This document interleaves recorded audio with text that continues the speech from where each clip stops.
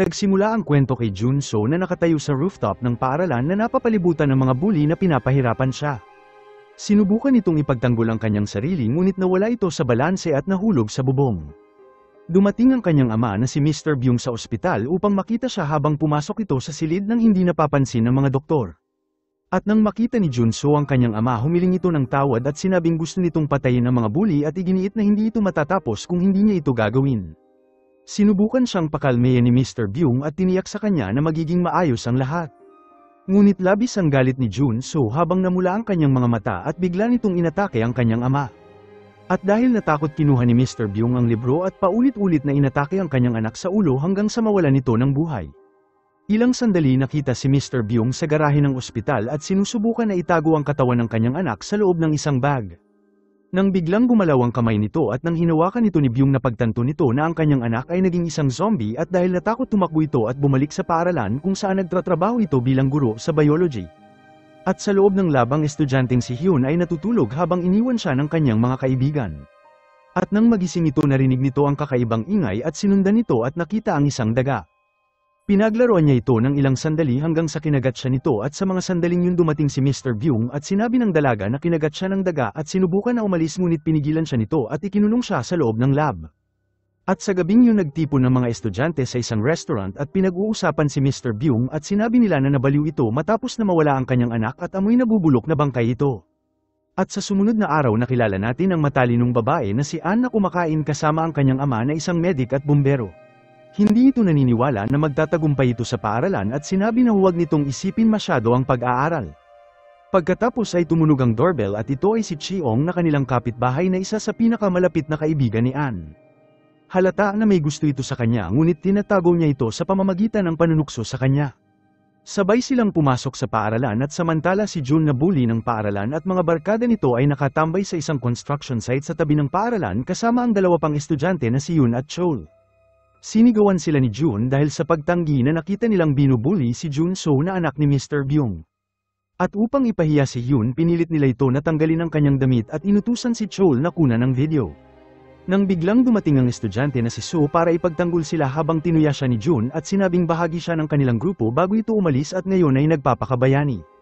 Hindi pinansin ni So ang insulto at kinuha ang dalawa at naglakad papalayo ngunit nagbanta si Jun na ikakalat ang kanilang video kung hindi sila babalik at nagpilit kay Hyun at Chol na bumalik.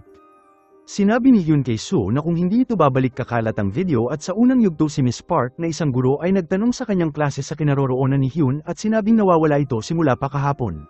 Tumugon ang isang estudyante na huling nakita niya ito sa science lab. Nagtungo si Miss Park kay Byung at nagtanong kung nakita nito si Hyun ngunit nagsinungaling ito at sinabing hindi. Nang biglang isang kakaibang ingay ang umalingaw-ngaw ngunit iginiit ni Mr. Byung na ito ay isang daga. Pagkatapos ay bumalik ito kay Hyun at binigyan siya ng iniksyon at sinabi na magpapabagal ito sa impeksyon at sinabi na ayaw siya nitong patayin at itinala ang lahat sa kanyang laptop. At sa sumunod na klase habang nagtuturo si Miss Park, dumating si Hyun at bumagsak sa sahig at naghihingalo na sinabi nito kay Miss Park na ang guro ng biology ay ikinulong siya at tinurukan siya at sinusubukan siyang patayin. Si Miss Park kasama ang tatlong estudyante kasama si Ann ay dinala si Hyun sa nurse. At napansin ng nurse na ang temperatura ng kanyang katawan ay abnormal na mababa. Nang biglang sinubukan ni Hyun na kagatin si Ann at nasugatan ang kanyang kamay. Tumawag ang nurse ng ambulansya at mabilis na isinugod si Hyun sa ospital. At balik sa hallway, ilang estudyante ang nag-usap na si Hyun ay amoy nabubulok na bangkay na katulad ni Mr. Byung. At nang bumalik ito sa lab at nakita na wala si Hyun, nawala ito sa kontrol at nagpanik. Dinala siya ni Miss Park sa punong guro at pinaliwanag na si Hyun ay kinuha ng ambulansya at tumawag na ito ng pulis ngunit iginiit ni Mr. Byung na si Hyun ay dapat ma-quarantine at dumating ang mga pulis at inaresto siya. At sa ospital ang nurse ay tumulong kay Hyun at nagsimulang makaramdam ng kakaiba at naalala nito na nakagat siya sa panahon ng iniksyon at ilang sandali ay naging zombie ito. Isang estudyante ang nakita siyang kumilos ng kakaiba at nagsimulang kumuha ng video ngunit inatake nito ang kanyang kaibigan. Bumagsak ito at naging zombie at ang impeksyon ay mabilis na kumalat sa mga estudyante. Sumabog ang kaguluhan at ang mga mag-aaral ay kinagat ang bawat isa at nahuhulog sa mga bintana ng paaralan habang lumalala ang kaguluhan. Samantala si Hyun, ang babaeng binubuli, ay nasa rooftop at sinusubukan kunin ang kanyang sariling buhay.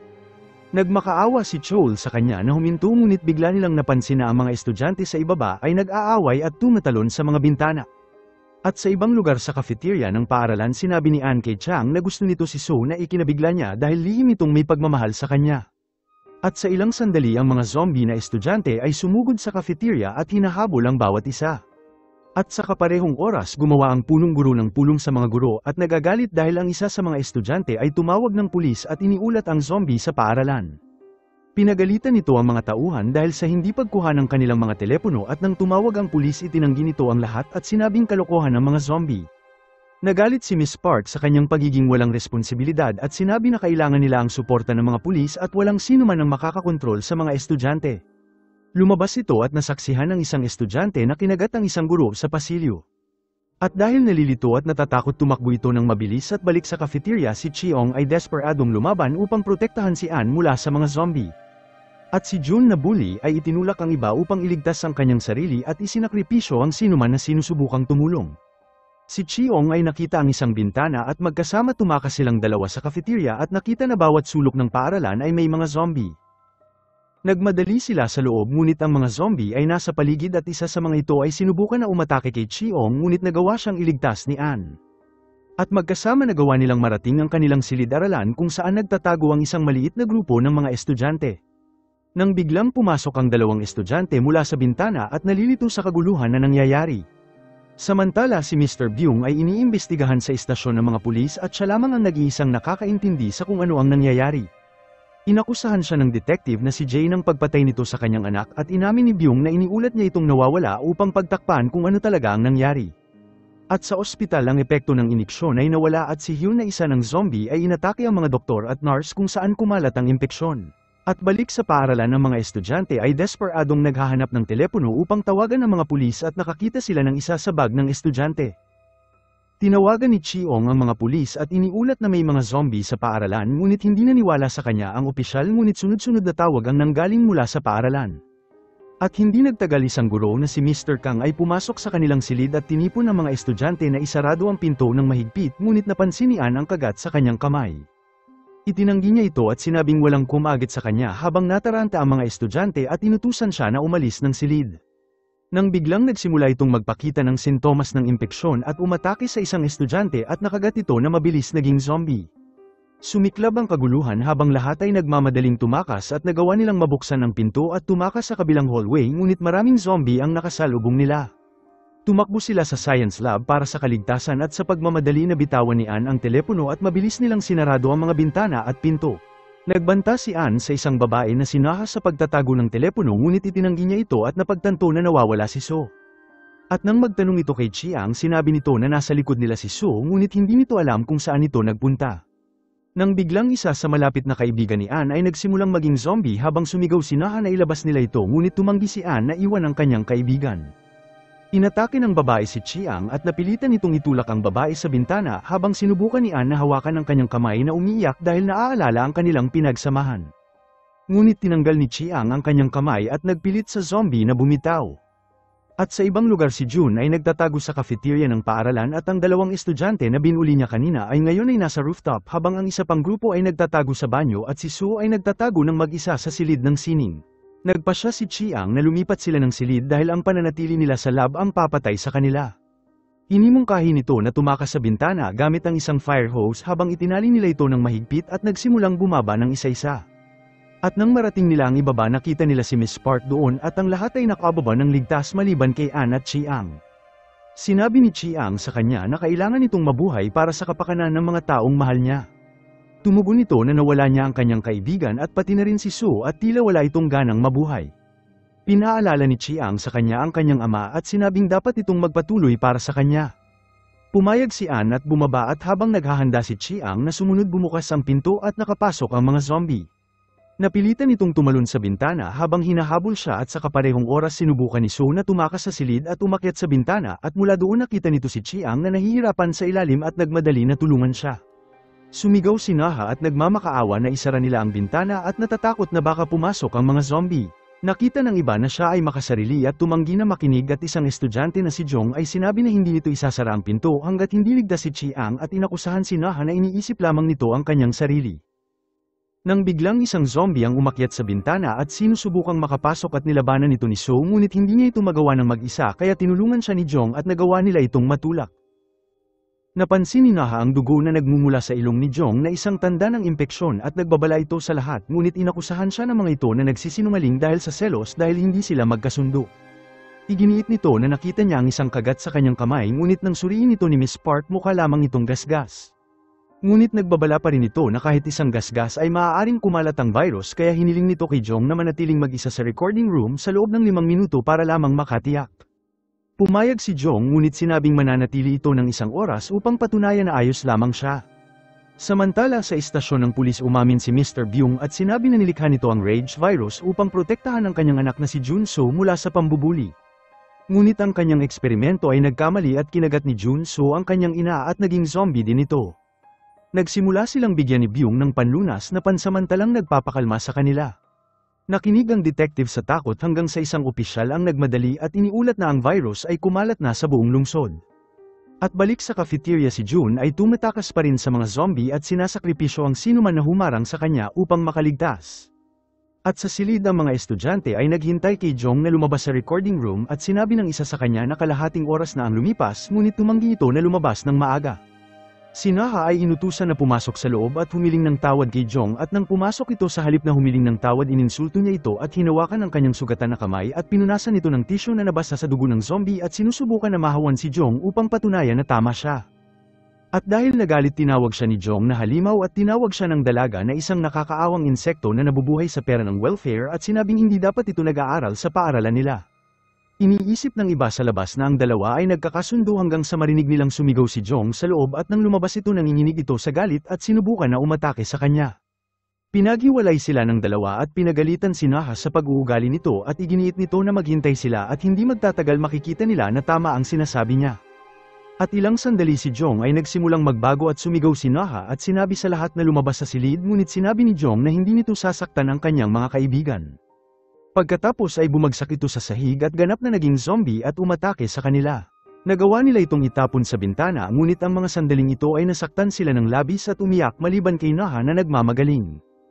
Ang presidente ng klase na si Nam ay galit na sinabi sa kanya na siya ang gumawa nito at inihayag na kita nitong pinunasan niya ang dugo ng zombie bago pumasok sa recording room.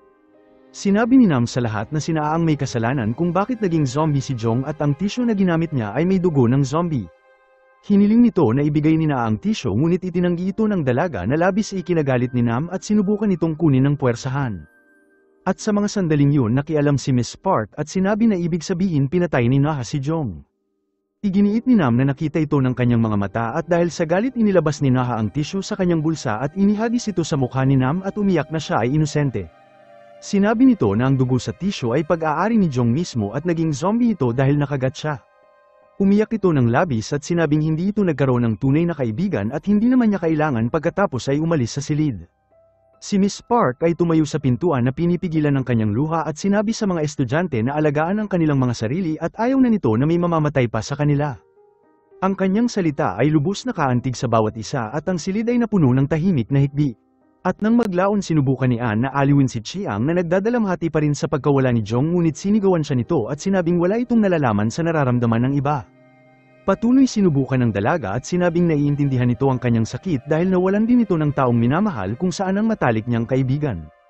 Samantala ang natitirang bahagi ng estudyante ay nag-aalala kay Miss Park at Naha at umaasa na hindi sila naging zombie. At sa ibang lugar nagawa ni Jong na makatakas sa cafeteria at napunta sa field ng paaralan habang palihim itong pumasok sa silid ng punong guro at naghahanap ng paraan iligtas ang kanyang sarili. Ang dalawang estudyante na binuli niya ay nasa rooftop pa rin habang ang mga nagtatago sa banyo ay nagsimulang magtalo dahil sa panik. At sa istasyon ng pulis hinarap ni Detective J si Mr. Byung at nagagalit sa kanyang ginawa ngunit hindi nakaramdam ng pagsisisi si Byung at sinabi na kumilos lamang ito bilang ama at ginawa ang lahat para sa kanyang anak na sinubukang tapusin ang sariling buhay matapos itong mabuli ng paulit-ulit. Pinaliwanag niya na nang iniulat niya ito sa paaralan at mga pulis walang tumulong sa kanya kaya nagpasya ito na lahat ay nagkasala magmula sa mga guro, estudyante at pati na rin ng sistema at lahat sila ay nararapat mamatay. Ang detective na labis ang galit ay muntik na siyang suntukin ngunit pinigilan ang kanyang sarili at inakusahan nito si Byung na balak nitong baguhin ang mundo ngunit sa halip ay mapapatay nito ang lahat. Humiling ito ng lunas ngunit sinabi ni Byung na walang gamot nang biglang nakarinig ang detective ng kakaibang ingay sa labas at nalaman nito na ang mga zombie ay nakapasok na sa istasyon. Tumawa si Mr. Byung ng mapait ngunit nilamon siya ng takot at konsensya at sinubukan itong tulungan ng detective na labanan sila ngunit siya ay nakagat. At bago umalis sinabi nito na ang lunas ay baka nasa kanyang laptop na nakatago sa science lab ng paaralan. At sa pagsapit ng umaga ang mga nakaligtas na estudyante sa paaralan ay nagising na labis ang pagod at ang grupo na nagtatago sa banyo ay nagpasya na hindi na nila mahihintay ang tulong at kailangan nilang tumakas sa kanilang sarili. Ang isa sa kanila ay iginiit na hahanapin niya muna ang kapatid niya at sa kaparehong oras sa rooftop si Hyun at Chol ay naroon pa rin at sinabi ni Chol sa kanya na si Jun na bully ay nagtakda ng video na naka-auto-upload ng alas 9 ng umaga. Binalak nitong magbayad kay Jun para pigilan ito ngunit ngayon ay huli na at napaluha si Hyun at labis ang galit dahil hindi niya agad ito sinabi. Pinaliwanag ni Chol na balak niya itong ayusin ng tahimik ngunit tila nasira ng virus ang lahat ng plano niya. At dahil nabigo sinubukan ni Hyun na kunin ulit ang kanyang sariling buhay ngunit nakiusap si Chol sa kanya na huwag ito gawin at sinabing ang kamatayan niya ay hindi mapipigilan ng kanyang ina na makita ang video. Pinunasan ni Hyun ang kanyang luha at nagpasya na may isang paraan lamang at dapat nitong mahanap ang telepono ni Jun at burahin ang video bago pa ito ma-upload. Hiniling nito kay Chol na sumama sa kanya at pinaalala sa kanya na bahagi siya nito dahil kinunan siya nito. Natakot ito at sinabing pinilit lamang ito na gawin yun at tumanggi na sumama. Umalis ng mag-isa si Hyun at nang marating nito ang silid ng guro dinumog siya ng mga zombie at kinagat siya ng paulit-ulit ngunit nagpumilit ito at narating ang silid at pasuray-suray patungo sa telepono. Samantala ang grupo sa broadcast room ay nagpasya na kailangan nilang tawagan ng mga pulis at sinabi na ang silid ng mga guro ay may telepono at nagboluntaryo na pumunta. Sinubukan siyang pigilan ni Ann at natatakot na mawalan ng isa pang kaibigan at nagkukunwari ito na walang pakialam ngunit ang kanyang nanginginig na boses ay nagpapakita sa kanyang takot. Nasaktan si Chiang sa kanyang panlalamig at sa huling sandali humakbang si Soo at sinabing sasamahan nito si Chiang. Tumingin si Ann sa kanya na labis nag-aalala ngunit ngumiti si Soo at sinabi sa kanya na magiging ayos lamang ito. At nang marating ng dalawa ang opisina ng mga guro nakita nila si Hyun sa loob na nagiging zombie na at sinisira ang lahat ng telepono. At habang kinuha ni Chiang ang isa mula sa kanyang likuran lumingon si Hyun na may mabangis na mata at sumigaw habang sumugod sa kanya. Itinulak siya ni Soo at iniligtas si Chiang at tumakas habang si Soo ay dumaan sa bintana at si Chiang sa pintuan. At sa silid ng punong guro pinatay ni Jun ang lahat ng zombie sa paligid niya at ang punong guro na nagtatago ay gumapang at nagmakaawa kay Jun na dalhin ang susi ng kanyang sasakyan at dalhin ang sasakyan para sa kanya. Tumanggi si Jun at naglabas ng kutsilyo at nagbanta na papatayin niya ito sa halip. At ilang sandali pumasok si Chiang sa silid ng punong guro hawak ang isang telepono na nakuha niya. Nanigas ito sa eksena habang si Jun ay nakatayo sa punong guro na hawak ang kutsilyo. At ang punong guro na nauubusan ng dugo ay nagmakaawa kay Chiang na tumulong ngunit iginiit ni Jun na kumilos lamang ito bilang self-defense at sinabing sinubukan siyang patayin ng punong guro. Inilabas ni Chiang ang telepono at nagbabala kay Jun na nakarecord ang lahat at ilalantad siya at hiniling na gawin ito ang tamang bagay. Ngunit ngumiti si Jun at muling sinaksak ang punong guro at ibinaling ang kutsilyo kay Chiang. Umatake ito ngunit nagawa ni Chiang na lumaban at hinawakan ng telepono habang nagawang makatakas. Sinundan siya ni Jun sa hallway at inihagis ang kutsilyo at muntik nang masaksak sa likod. Narating ni Soo ang grupo nang wala si Chiang at ang telepono habang ang lahat ay nagpanik at humiling ng tawad si Soo at tiniyak na babalik si Chiang sa lalong madaling panahon. Samantala patuloy na tumatakbo si Chiang para sa kanyang buhay habang si Jun ay walang humpay at tila nahuhumaling na mapatay siya. Pumasok si Chiang sa library at nagtago sa pagitan ng mga istante ngunit sinundan siya ni Jun at hinihiling ang telepono. Tumanggi si Chiang na ibigay ito at tinawag siyang talunan at sinabing hindi ito magtitiwala sa isang mamamatay tao. Inabutan siya ni Jun at itinulak siya sa mga zombie at hinahayaan na makagat siya habang sinabi nito kay Chiang na magmakaawa kung gusto pa niyang mabuhay. Kinuha ni Chiang ang isang mabigat na bagay at pinalo ang telepono sa mata ni Jun na ikinabulag niya at sumisigaw habang kinakagat siya ng mga zombie. Nagmakaawa ito kay Chiang na tulungan siya ngunit tumalikod si Chiang at tumakas habang sumisigaw ito sa labis na sakit.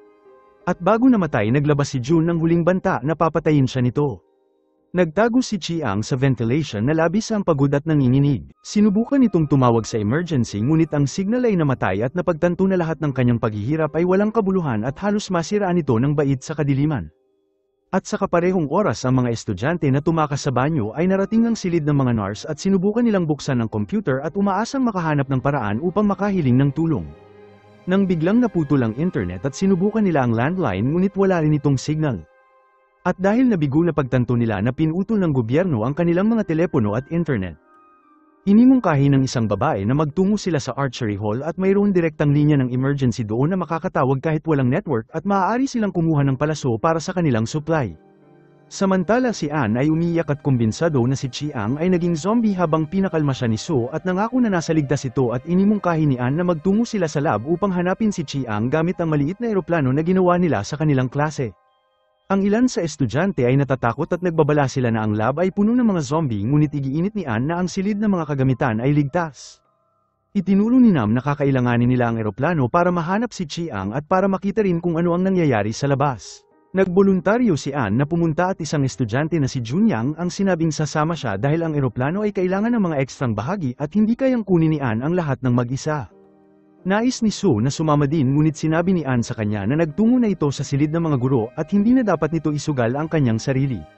Si Anne at Junyang ay nagtungo sa lab habang sa kaparehong oras sinusubukan ng detective na marating ng emergency center upang iulat ang sinabi ni Mr. Byung tungkol sa laptop sa science lab.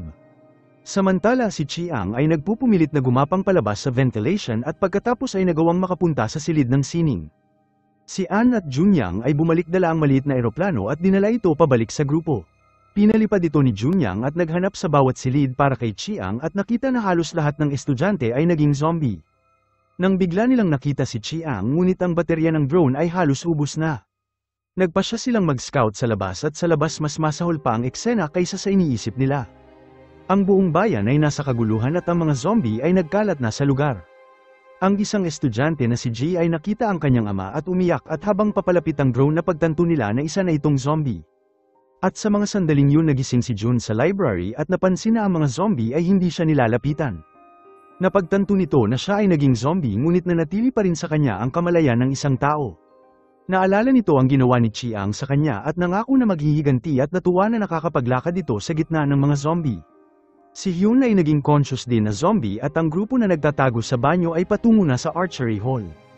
Samantala kinuha ni Jun ang kanyang kutsilyo at balak na tapusin si Chiang at si Na ay nagtago sa loob ng aparador ng kagamitan at nakita si Chiang ngunit itinago nito ang kanyang sarili. At balik sa broadcast room sinubukan ni Ji na tapusin ang kanyang sarili ngunit pinigilan nila ito at nagmamakaawa sa kanila na hayaan siya ng mga ito. Sinabi nito na lahat ng kanyang mahal sa buhay ay wala na at nag-iisa na lamang ito at gusto nang mamatay. Inaliw siya ni Anne at inihayag na siya rin ay wala ng ina at ang kanyang ama ay parati siyang tinitignan na parang walang halaga sa kanya. Sinabi nito sa kanya na huwag magsikap sa paaralan dahil hindi naman ito makakapasok sa magandang universidad at labis itong nasaktan dahil pangarap nitong mag-aral sa magandang universidad. Sinabi ni Ji na ang kanyang ama ay nangako na ito ang unang pupunta kung siya ay nasa panganib ngunit hindi na ito makakarating at sinabi ni Anne na at least darating ang kanyang ama. Sinabi ni Anne nang galit na patay na ang kanyang kaibigan at si Chiang ay patay na rin at hindi na nito kayang mawala pa ang sinuman. Nakiusap si Anne kay Ji na huwag ito magpakamatay at tumugon si Ji na pakiramdam nito na nakakulong siya at sinubukan na lumayo at aksidente nitong napandat ang mikropono. At si Nam na nakaisip ng ideya at isang plano na makakapagpalabas sa kanila. Iginuhit ni Nam ang mapa ng paaralan at minarkahan ang kanilang lokasyon at kung nasaan si Chiang at pinaliwanag na ang mga zombie ay naaakit sa tunog. Ang kanilang plano ay buksan ng loudspeaker at sa hilagang bahagi ng paaralan upang maakit ang kawang at magpadala ng grupo sa kabilang panig upang maabot si Chiang at umakyat sa bubong sa pamamagitan ng gitnang hagdanan. Ang lahat ay nagustuhan ng plano at idinagdag ni Nam na ang mga helicopter ay lumilipad madalas at kung makakagawa sila ng malaking signal ng apoy maaaring makita sila nito at iligtas. Ang mga estudyante ay sinimulang isakatuparan ang plano at nakipag-ugnayan sila kay Chiang sa mic ng paaralan at sinabihan siyang manatili dahil darating sila. Si Chiang ay nag-alinlangan sa una at tinipon siya ni Anne na magtiwala sa kanila at hiniling na makinig ito sa kanya ngayon. Samantala si Jun ay natutuwa na mahanap sila at nagpasya ito na magtungo sa broadcast room. Nagsimula silang magpatugtog ng musika mula sa hilagang speaker at halos lahat ng zombie ay tumugon sa tunog maliban kay Jun. Nakita ng grupo ang pagkakataon na gumalaw at narating ni Jun ang broadcast room ngunit wala ng tao sa lugar. Nakita ni Jun ang kanilang plano at sinundan ang kanilang bakas kung saan nakita nito si Su na iniligtas niya sa zombie ngunit nang magpasalamat si Su malamig na hiniling ni Jun kung nasaan si Chiang. Tumanggi si Su na sabihin at mabilis na sinubukan siyang patayin ni Jun at nakialam si Nam para iligtas si Su ngunit kinagat siya ni Jun. Nagawang itapon ni Su si Jun sa bintana at kinuha si Nam habang nagpatuloy ang grupo sa kanilang plano. Nagawa nilang marating si Chiang na nagmadaling tiyakin na ligtas si Anne, ngunit nang makita ng lahat ang kagat sa braso ni Nam, nagpanik sila at lumayo sa kanya. Samantala ang ama ni Anne na si Sue ay nakulong sa quarantine zone sa paligid ng lungsod. Nakiusap ito na palayain siya upang hanapin ang kanyang anak, ngunit tumanggi ang mga sundalo at sinabi na ang lockdown ay tatagal ng 1 buong buwan. Sinubukan nitong tumakas at desperadong mahanap ang kanyang anak at balik sa paaralan. Pinagtanggol ni Sue si Nam at iginiit na si June ang umatake sa kanya, hindi isang zombie. Ngunit iginit ni Chiang na si June ay isa ng zombie at nakita niya ito mismo habang nakipagtalo si Sue na nagkakamali lamang ito. Pagkatapos ay narinig nila ang mga zombie na kumakatok sa pinto at sinusubukan na makapasok. Tumayo si Nam at nagtanong kung sigurado ba ito na zombie si June, at nang kinumpirma niya ito, pinasalamatan nito si Sue sa pagtanggol sa kanya at sinabing iiwan ito ang grupo para makasigurado. Hinawakan siya ni Sue at tumanggi na paalisin at nangako na hindi siya iiwan, at iginiit ni Chiang na malapit na itong magbago sa ilang sandali. Kaya dinala siya ni Sue sa bintana at nangakong itatapon siya kung magiging zombie ito. At sa malapit narinig ni Naha ang lahat mula sa kabilang silid kung saan palihim itong nagtatago kasama ang mga pagkain. Lumala ang tensyon sa pagitan ni Sue at Chiang at nagtatalo sila kung dapat bang manatili si Nam. Umakyat ito sa bintana at sinabihan si Sue na gawin ito kung magiging zombie siya. Sinubukan ni Anne na pigilan si Chiang, ngunit sinigawan siya nito at palagi nitong kinakampihan si Sue at inakusahan na ginagawa niya ito dahil may gusto siya kay Sue. Tumahimik si Anne at nasaktan at hindi nito magawang sumagot sa kanya. Nang biglang namula ang mata ni Nam at tila malapit na magbago at umatake ito kay Sue, ngunit kumilos si Chiang upang protektahan siya, ngunit itinaboy siya ni Sue. Nagpanik sila hanggang sa sumigaw si Anne na tumigil sila at iginiit na normal pa si Nam at sinabi nito na walang dugo sa bibig ni Nam at patunay na wala siyang kinagat.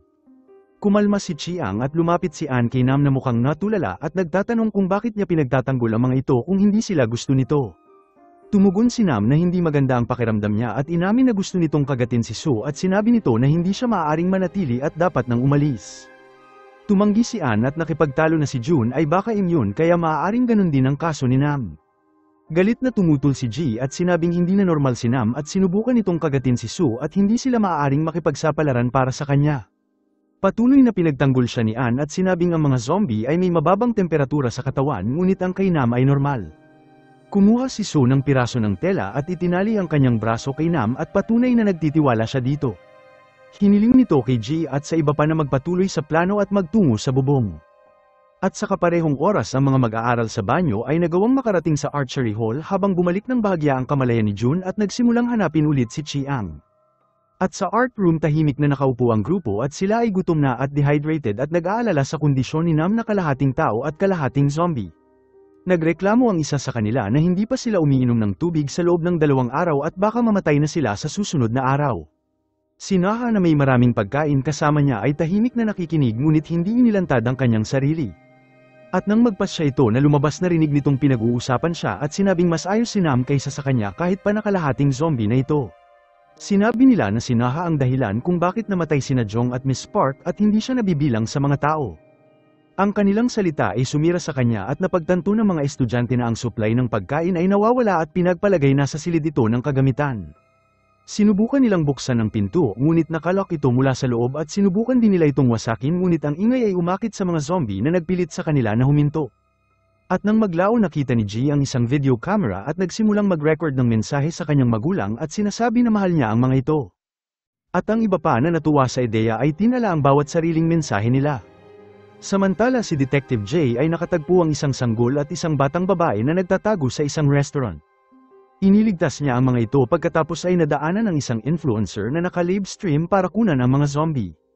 At sa ibang lugar ang ama ni Anne at Sue ay nagawang makatakas sa quarantine, ngunit nasugatan ito habang patungo sa paaralan. At balik sa paaralan, nagpasalamat si Nam kay Sue sa pagtitiwala nito at inamin na may gusto ito sa kanya. Namula si Sue at sinabi na may gusto rin ito sa kanya, ngunit nagsimulang kumirat ang ulo ni Nam at ang virus ay nakikipaglaban sa loob niya at muntik na nitong kagatin si Sue, ngunit napigilan niya ang kanyang sarili. At sa mga sandaling yun, narating ni Hyun ang silid ng nurse na nagugutom at narinig nito ang isang ingay at ang kanyang guro na labis ang takot ay nagtatago sa isang silid. Sinubukan niya itong pakalmahin at sinabi na hindi siya isang zombie, pagkatapos ay nagtungo sa aquarium at nagsimulang kainin ang mga isda. Nakita ito ng guro na labis ang takot at naalala ni Hyun ang mga panahon na hindi siya pinansin nito habang binubuli at hindi siya pinagtanggol. At sa galit umatake ito nang hinampas siya nito sa ulo at kinagat upang gawin siyang zombie. At sinam na ang pandinig ay naging higit pa sa tao ay narinig ang sigaw ng guro at sinabi sa iba pa ngunit walang nakarinig nito. Ang kanyang bagong zombie na senses ay mas tumatalas at napagtanto na hindi naligtas ang iba at tinipon sila na magtungo sa bubong. Nagsimula silang maghanda habang si June ay nakita ang kanyang dating kaibigan na nagtatago sa ilalim ng sasakyan. At sa malamig na titig kinaladkad nito ang takot na lalaki at inihagis ito sa mga zombie. At balik sa silid tinanggal ni Ann ang tela sa pagitan ni Sue at Nam at sinabi na may tiwala ito sa kanya. Sinimulan ng grupo ang kanilang plano at upang maakit ang mga zombie sa kabilang panig gamit ang musika at gawin ang kanilang pagtakas sa bubong. Ang plano ng mga estudyante ay gumana habang bumuo sila ng hadlang sa pagitan nila at ng mga zombie at matapos ng ilang pakikibaka ay nagawa nilang marating ang rooftop. Ngunit nang makarating sila nagulat silang makita na nakalock ang pinto at sa loob narinig sila ni Joel na kumakatok ngunit pinili niyang huwag itong buksan. At sa kaparehong oras sa loob ng quarantine isang mataas na politiko na iniligtas ng ama ni Ann ay nasa ilalim na ng proteksyon. Inutusan nito ang espesyal na puwersa na magpadala ng helicopter sa paaralan upang iligtas ang natitirang estudyante. At nang dumating ang helicopter nakita nila si Joel at nagtanong kung may iba pang nakaligtas ngunit nagsinungaling ito at sinabing siya na lang ang natitira. Ang mga alaala ni Hyun ay bumalik sa kanya kung paano walang tumutulong sa dalaga at paano hindi pinapansin ang kanilang paghihirap at ang pagkasala ay nauwi sa galit kaya tumanggi itong banggitin ang iba pa. Samantala natuklasan ni Jun ang kinaroroonan ni Chiang at Sue habang umakyat ito sa kanila at tinitigan sila ng nakakatakot. Ngunit tumayo si Nam sa harapan ni Chiang at Sue at prinotektahan sila at dahil minsan siyang kinagat ni Jun ngayon ay halos magkasing lakas na sila na kalahating tao at kalahating zombie. At sa ibang lugar naglakad si Hyun sa labas ng paaralan at pinagmamasdan ang bawat bully na minsan siyang pinahirapan at ngayon ay mga zombie na. Ngumiti ito at sa kauna-unahang pagkakataon ngunit ang kanyang balak na maghiganti ay hindi pa tapos. Nagpa siya itong tuparing ang kanyang pangarap na sunugin ang paaralan at panuorin itong mawala. Sinimulan niya ito sa silid ng mga guro at sinunog ang mga libro at nakatayo malapit sa apoy na nakangiti habang nilalamon nito ang lahat pagkatapos ay kumuha ito ng bisikleta at nagtungo palabas ng gate. Ang alarma ng sunog ay tumunog na automatikong binuksan ang bawat pinto sa gusali. Bumukas ang pinto sa rooftop at nagmadali ang grupo ngunit para kay June ay huli na. Sinubukan itong sumunod ngunit hindi mabuksan ang pinto at sa halip ay nagtungo sa bakuran ng paaralan na labis ang galit. At sa rooftop si Chiang at Sue ay hindi makapaniwala at nagtataka kung bakit hindi namamatay si June. Napagtanto nila na mayroon itong superhuman na katangian na katulad ni Hyun at Nam. Ang mga estudyante ay nagtipon ng mga kahoy at gumawa ng distress na signal sa pag-aasang makita sila ng helicopter. At sa ibang lugar si Detective Jay ay tumakas sa mga zombie sakay ng isang bus kasama ang kanyang assistant ang dalawang bata pati na rin ang influencer. Nang biglang may nabangga ang kanilang bus kung saan si Hyun. At nang lumabas si Jay upang tignan nito lumalabas na siya ay normal at niyaya niya ito na sumama sa kanila ngunit bago pa sila umalis pinaligiran ng espesyal na puwersa ang bus. Ipinakita ni Jay ang kanyang badge at pinaliwanag kung ano ang sinabi ni Mr. Byung sa kanya na ang lunas o ang susi sa virus ay nasa loob ng isang laptop sa science lab ng paaralan. At nang marinig ito nagpa siya ang mga sundalo na samahan sila ng ligtas pabalik sa quarantine. At balik sa paaralan umupo si Naha ng mag-isa sa silid at pinagmumuntuhan ni Jong at sinisisi siya sa kung anong nangyari. Naalala nito ang sakripisyo ni Miss Park kung paano ito nanatili sa likuran niya upang iligtas siya. Umiyak si Naha sa labis na kalungkutan at kumuha ng pagkain habang nagtungo sa rooftop upang samahan sila. At sa kanyang paglalakbay nakita nito ang mensahe ng mga estudyante na para sa kanilang mga pamilya ngunit ang kapalaran ay mapait. Lumitaw si John at sinabing nagugutom ito at mabilis na kinagat ang kanyang leeg. At sa gabing yun ang mga natitirang estudyante ay nagtipon sa paligid ng kanilang apoy sa rooftop na labis ang lungkot at tahimik. At bawat isa ay nagsalita tungkol sa kanilang buhay pagsisisi at kalungkutan at inamin ni Nam na wala itong mga kaibigan at palagi lamang itong tahimik at palaging nag-aaral dahil sa takot nito sa kanyang ina. Hiniling nito sa lahat na muling ulitin ang pagkakataon na ito balang araw kapag malaya na sila. Pagkatapos ay ipinagtapat ni Chiang na mahal nito si Ann mula pa noong siya ay 6 na taong gulang. Itinago niya ito dahil ayaw niyang mawala ito bilang kaibigan kaya naman palagi itong nakikipagtalo sa kanya. At dahil nagulat umalis si Ann sa bilog at sinabi ni So kay Chiang na sundan siya at nakita siya ni Chiang sa gilid ng rooftop ngunit tumanggi si Ann na magsalita. At sa mga sandaling yun umakyat si June sa rooftop at inatake nito si Ann ngunit mabilis na kialam si Chiang. Si June na balak pa rin gumanti sa kanyang nabulag na mata ay inihampas si Chiang sa sahig at sinubukan na kunin ang kanyang mata. Tumalon si Sue upang protektahan si Chiang ngunit madali siyang natalo ni June at ang lakas nito ngayon ay parang isang halimaw. Nang biglang nagbago ang anyo ni Nam at umatake kay June at sinabi nito na pareho sila ng uri at pag-aari siya nito, ngunit si Nam na lumaban sa kanyang instincts ay tumalikod sa kanya at itinapon siya palabas ng rooftop. Nahulog si June at hindi pa rin ito namamatay pagkatapos ay dumating ang helicopter at ang mga estudyante ay napaluha sa tuwa. Sinuri ng mga sundalo ang kanilang temperatura sa katawan at ang kay Nam ay napakababa at natatakot ito na malalaman nilang siya ay nahawaan. At sa kabutihang palad pinagpalagay nila na ito ay hypothermia at binalot siya sa isang kumot at nagpatuloy ang mga sundalo upang kunin ang laptop. At sa quarantine nakita ni Chol si Hyun at lumapit ito sa kanya na umiiyak sa labis na tuwa, ngunit tinignan siya nito ng malamig at pinaalala kung paano siya nito iniwan nang umalis ito upang kunin ang telepono. Umatake ito at kinagat siya at pareho silang naging zombie at napagtanto ng mga sundalo na ang virus ay nag-mutate at hindi na nila masasabi ang pinagkaiba ng malusog na tao at nahawaan. At balik sa paaralan nagawang makita ng mga sundalo ang laptop at nagsimulang isakay ang mga estudyante sa helicopter. At sa oras na ito isang tawag mula sa quarantine at iniulat kung ano ang nangyari at ang bagong utos ay walang iiwang buhay na nakaligtas. Ang pinuno ng team ay ibinaba ang kanyang sandata na natatakot at tumanggi na patayin sila at humingi ng patawad at sinabi sa kanila na manatiling matatag at pagkatapos ay umalis nang hindi sila kasama.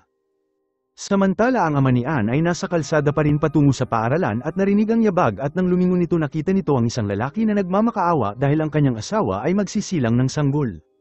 Sinubukan nitong tumulong ngunit hindi rin alam kung paano at binigay nito sa lalaki ang baril at sinabing protektahan ang mga ito, ngunit nataranta ang lalaki at itinutok ang baril kay Sue at sumigaw na tumulong ito.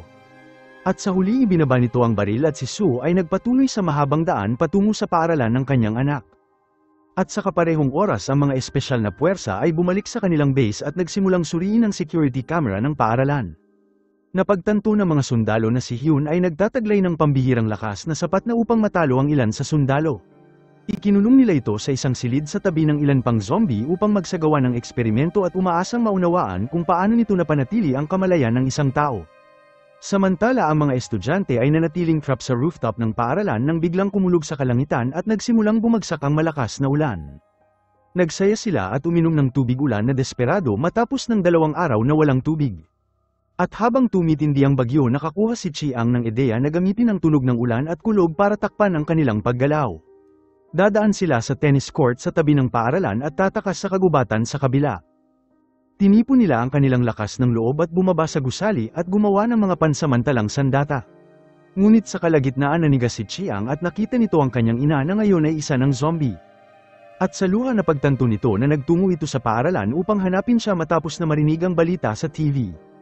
At sa kanyang paglalakbay nakita nito si Jong at napagkamalan nito na nakaligtas ngunit inatake siya nito at kinagat. Bumagsak si Chiang at humihikbi ng hindi mapigilan habang si Ann at Sue lamang ang nakakaintindi sa kanyang labis na kalungkutan. Nang biglang umatake ang ina ni Chiang sa kanila at isang takot na estudyante ang umatake sa kanya gamit ang isang bakal. Sumigaw si Chiang sa labis na paghihirap at sumisigaw na ito ang kanyang ina at habang papalapit ang kawang si Ann at Sue ay kinaladkad si Chiang papalayo at pinilit siya na tumakbo. Sa likod nila isang babae ang bumagsak at inabutan siya ng mga zombie habang umiiyak ito para sa tulong at nagmamakaawa kay G na iligtas siya ngunit tumakbo si G sa takot. Isa pang lalaki na si Juan ang sinubukan na tumulong ngunit nahuli din ito. At sa ibang lugar ang isang grupo ng mga estudyante ang nagpasya na gawin ang kaparehong plano at ginamit ang ulan bilang cover at tumakas patungo sa kagubatan. Ang dalawang grupo ay nagkita sa kalagitnaan at ang isa sa mga archery na si Ha ay nakita ang kanyang nakakabatang kapatid at iniligtas ito sa pag-atake ng mga zombie. Samantala si G ay nauwi na mag-isa at nanginginig at hindi alam ang gagawin at siya ay nahuli at kinaladkad ng mga zombie papalayo. Ang mga nakaligtas ay narating ang basketball hall at sinusubukan na makapunta sa tennis court ngunit ang buong gym ay puno ng mga zombie. Tumakbo sila para magtago at itinago ang kanilang mga sarili sa silid ng kagamitan habang sinubukan ni Ann na damayan si Chiong sa pagkamatay ng kanyang ina. Bumagsak ito at niyakap siya ni Ann nang mahigpit na umiiyak sa kanyang balikat. At sa kaparehong oras ang espesyal na puwersa ay nawala ang kontrol sa sitwasyon at ang virus ay mabilis na nag-mutate. At nang buksan nila ang laptop ni Mr. Byung nakita nila ang kanyang video log na nagdodokumento sa impeksyon ng kanyang asawa at anak. Ang kanyang pananaliksik ay nagtapos na walang lunas at ang tanging paraan upang pigilan ang virus ay tapusin ang carrier nito. Nagbabala ang video na sa loob ng 1 linggo ang virus ay makakarating sa kaluluwa ng kabisera. At dahil natakot nagpa siya ang chief na ang tanging paraan para mapigil ito ay ganap na sunugin ang lungsod. Samantala si Sue na ama ni Ann ay naglakbay sa kagubatan at minarkahan ang mga puno sa kanyang daan upang mahanap nito ang daan pabalik. At sa paaralan ng mga estudyante ay umupo sa silid ng kagamitan at nagplaplano sa kanilang susunod na gagawin at ang bago nilang plano ay simpleng ngunit mapanganib. Papalibutan nila ang kanilang mga sarili ng mga gumugulong na basketball court at sabay-sabay nagagalaw bilang isang grupo hanggang sa marating nila ang exit sa tennis court. At nang magsimula sila nabigo ito sa una dahil masyadong maraming zombie. Ang isang estudyante ay nakagat sa kanyang kamay at dahil alam na katapusan na niya isinakripisyo nito ang kanyang sarili at tumakbo upang gambalahin ng mga zombie at nagbigay ng pagkakataon sa iba na gumalaw. Ang natitira ay sumulong at nagawang marating ang pinto at nalaman na ito ay nakalock at nakakandado mula sa labas. Nawalan sila ng pag-asa pagkatapos ay bumukas ang pinto at nakatayo sa labas ay ang ama ni Anne na si Sue. Napaluha si Anne sa labis na tuwa at tumakbo upang yakapin siya at nagtatanong kung bakit napakatagal nito. Pinaliwanag ni Sue ang kanyang planong pagtakas na isang ruta sa kagubatan upang dalhin sila patungo sa kaligtasan. Ngunit bago pa sila gumalaw nakalabas ang mga zombie sa fence at tumakbo sa court. Napagtanto ni Sue na may isang paraan lamang at isasakripisyo nito ang kanyang sarili upang protektahan ang mga bata. Nagsindi ito ng paputok at kinuha ang atensyon ng mga zombie habang hiniling nito sa iba na tumakbo. Tumanggi si Anne na iwan siya at sumisigaw habang kinaladkad siya ni Sue at Chiang nang sapilitan. At nang makatakas ito at lumingon nakita nito na nakagat ang kanyang ama at isinara nito ang pinto mula sa likuran at sinabi na magpatuloy ito bago pa sila abutan ng mga zombie. Narating ng mga estudyante ang isang ginagawang gusali sa malapit ngunit sa loob nakita nila na ang mga trabahador ay nahawaan na. Nagmadali sila sa itaas at umakyat sa hindi matatag na gusali at nanatili sa mga tabla sa itaas. Sinam na mas lumalala ang impeksyon ay nagsimula ulit mawala sa kontrol habang nanlisik ang kanyang mata at sinusubukan na huwag kagatin si Sue at sa halip kinagat ang kanyang sariling braso upang mapigilan ang kanyang pagkagutom. Pinigilan siya ni Sue at sinabi na wala itong pakialam kung kagatin siya nito at nagtitiwala ito sa kanya. Marahan itong tinakpan ang kanyang isang mata upang hindi matakot ang iba sa kanyang pulang mata.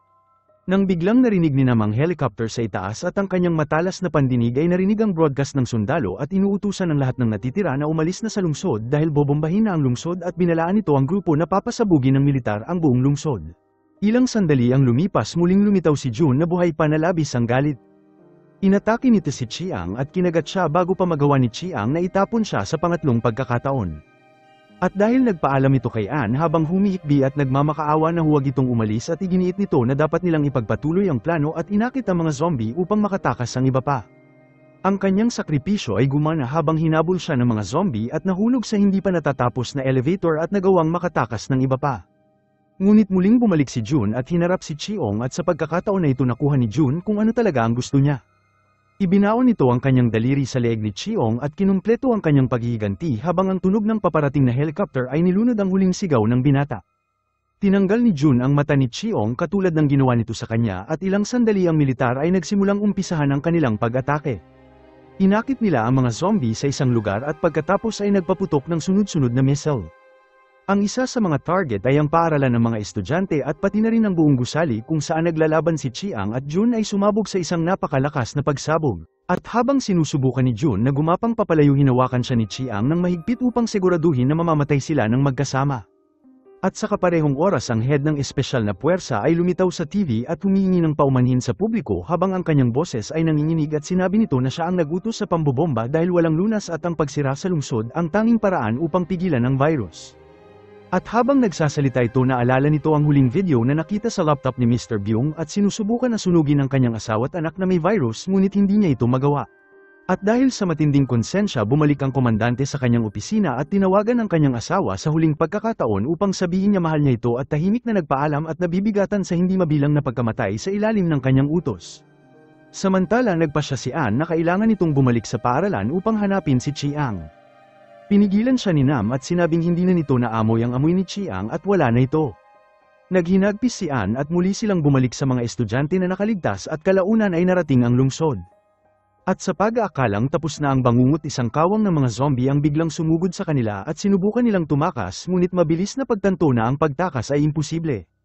Bumuo sila ng isang linya at pinili na lang na lumaban at sa kaguluhan ng nakakabatang kapatid ni Han na lalaki ay nakagat at naging zombie na nagpilit kay Nam na patayin siya upang iligtas ang iba pa.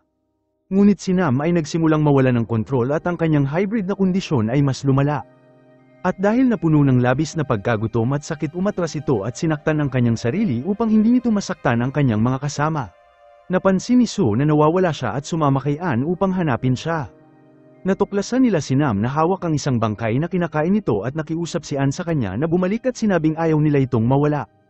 At si Nam na labis ang galit ay sinubukan na lumaban ngunit umatake ito upang kagatin si Ann. Namagitan si So at handang hampasin si Nam upang protektahan si Ann ngunit hindi niya ito magawa. Nabawi ni Nam ang kontrol sa mga huling sandali na umiiyak sa labis na kawalan at tumakbo dahil alam nitong panganib siya para sa lahat. Ang natitira sa bahagi ng mga estudyante ay narating ang checkpoint at matapos na suriin sila at nalaman na hindi sila nahawaan, dinala sila ng mga sundalo sa quarantine. Nagtanong ang opisyal sa kanila tungkol kay Professor Byung habang isa pang grupo ang hinahanap ang kanyang bahay at natagpuan ang kanyang anak na buhay pa at ang asawa nito na nakatali sa loob. Lumipas ang 4 na buwan inanunsyo ng gobyerno na walang lalabas mula sa quarantine hanggang hindi nila nahahanap ang lunas. At sa gabing yun palihim na tumakas si Ann at pumasok sa kagubatan upang mag-iwan ng pagkain at umaasang si Cheong at Nam ay buhay pa. At habang nakatayo ito nakita nito ang isang mahinang apoy na kumikinang sa rooftop ng dati nilang paaralan. Tumibok ng mabilis ang kanyang puso at sigurado siya na ito ay si Nam dahil minsan itong nangako na uupo ulit sila sa tabi ng apoy ng magkasama. At sa sumunod na araw sinabi ni Ann kay So kung ano ang nakita niya at nakiusap ito sa kanya na huwag sabihin ito sa mga awtoridad at magkasama nagpa siya silang bumalik sa paaralan. Ngunit sa gabi nakita nila na ang lahat ng kanilang kaibigan ay naghihintay at sinabing hindi sila papayag nang hindi sila kasama. At nang marating nila ang rooftop walang tao sa lugar hanggang sa lumitaw si Nam mula sa anino na nakangiti sa kanila. Nagmakaawa si Ann na bumalik ito kasama nila ngunit tumanggi si Nam at sinabing siya ay isang halimaw pa rin pagkatapos ibinaling nito ang kanyang ulo at tila may narinig mula sa malayo gamit ang kanyang matalas na pandinig. Sinabi nito na babalik siya pagkatapos ay tumalon sa gusali habang ang mga estudyante ay nagulat at hindi makapagsalita kung saan nagtatapos ang unang yugto ng series. Maraming salamat mga Lodi hanggang sa susunod na season ulit.